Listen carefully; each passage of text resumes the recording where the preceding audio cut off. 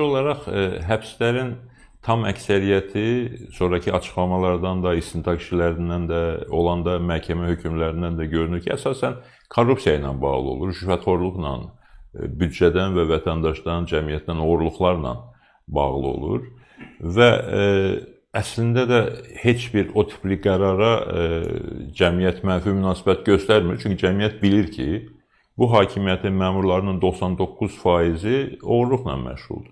Və prinsip etibarıyla hakimiyyətdə olan şəxslərin demək olar ki, deyək hər halda, istənilən şəxsini korrupsiya ithamı ilə həbs eləmək mümkündür.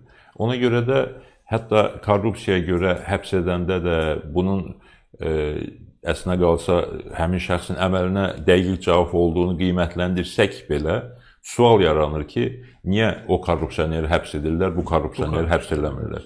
Niyə bir korrupsioneri həbs edirlər, yerinə başqası gəlir, bir neçə aydan sonra məlum olur ki, heç də əvvəlkindən müsbət tərəfə fərqlənmir. Yenə deyirəm, ona görə də söhbət gerçək islahatlardan gedirsə, azadlıqlardan danışmaq lazımdır, onlara yol açmaq lazımdır, monopoliyalara son qoymaq lazımdır.